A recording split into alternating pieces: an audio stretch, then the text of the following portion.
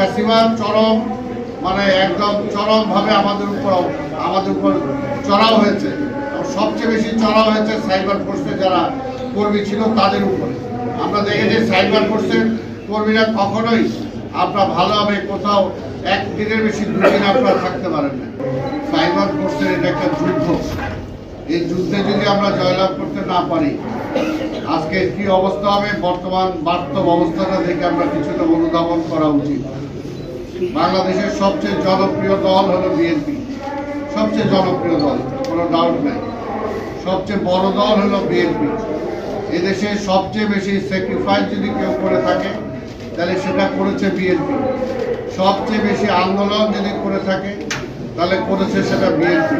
কিন্তু হঠাৎ করে 5ই আগস্টের পরে দেখা গেল যারা আমাদের কাঁধের উপরে ভর করে এতদিন চলাফেরা করেছে, 5ই আগস্টের পরে হঠাৎ দেখা গেল মনে হয় যে তারাই একটা প্রধান শক্তি হিসাবে আবির্ভূত হওয়ার জন্য আজকে তারা চেষ্টা করছে, বা তাদের ধরন ধারণটা এমন যে তারাই একটা প্রধান ফোর্স। এটা একমাত্র সম্ভব হয়েছে এই সাইবার যুদ্ধের মধ্যে।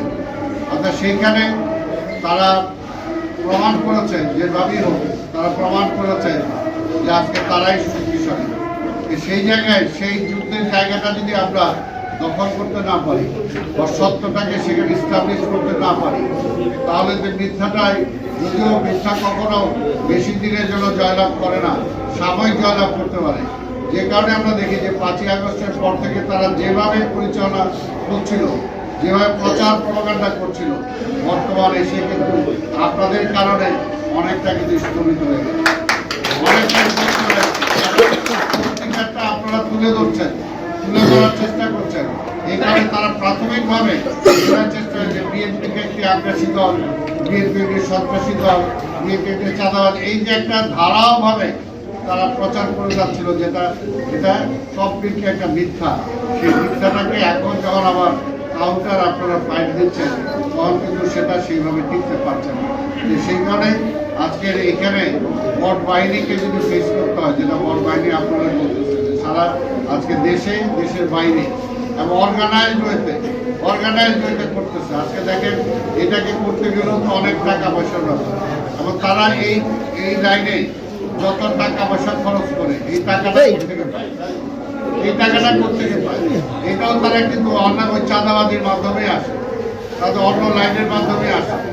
সেই কারণেই আজকে আর বিএনপি যারা আপনারা করতেছে, বিএনপির আমি ধন্যবাদ দেবো এই কারণেই যে বিএনপির সাইবার ফোর্সের যারা আজকে বিভিন্নভাবে, আজকে থেকে না, যখন ফ্যাসিবাদ একদম চরমভাবে আমাদের উপর চড়াও হয়েছে, সবচেয়ে বেশি চড়াও হয়েছে সাইবার ফোর্সে যারা কর্মী ছিল তাদের উপরে।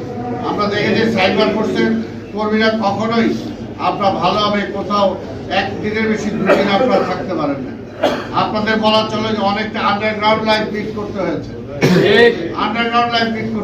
পরিবারের থেকে বিচ্ছিন্ন, কোনো ব্যক্তি জীবন ছিল না। সেই অবস্থায় কিন্তু আপনারা ফাইট করেছেন সেই সময় আওয়ামী ফ্যাসিবাদের বিরুদ্ধে লড়াই করেছেন। পরবর্তী পর্যায়ে মনে হয় 5ই আগস্টের পরে সীমায় গেছিলেন কিনা আমি জানি না, আবার যখন আপনারা একটু চাচা হয়েছেন। কারণ আমি ধন্যবাদ দিই, এটা কোনো অর্গানাইজড ফোর্স না। অর্গানাইজ সেই অর্থে বলি আমি যে দলীয়ভাবে প্যাট্রোনাইজ করা, আপনাদেরকে সকল কিছুতে খোঁজ খবর রাখা, আপনাদের অভাব অভিযোগগুলো দেখা। আমি যতটুকু জানি সেইভাবে কিন্তু ওইভাবে কখনো হয় নাই। আপনারা নিজেদেরটা নিজেরাই করেছেন। নিজেদেরটা যদি কোথাও 1 টাকা খরচ করতে হয়, 1 লাখ টাকা খরচ করতে হয়, সেটা নিজেরাই জোগাড় করেছে, সেটা আপনাদেরকে কেউ দেয় নাই। কিন্তু ওদেরটা কিন্তু একেবারে পুরা তাদের স্যাটেলাইট একটা চিন্তা চেতনার বই প্রকাশ। তবে এখন সময় এসেছে যে আজকে আমাদের সাইবার ফোর্সের যারা কাজ করছেন তাদেরকে অর্গানাইজড ওয়েতে যাতে আমরা কাজে লাগাতে পারি, সেটার জন্য অবশ্যই দলের পক্ষ থেকে, ভারপ্রাপ্ত চেয়ারম্যানের পক্ষ থেকে নিশ্চয়ই চিন্তা করা হচ্ছে। এবং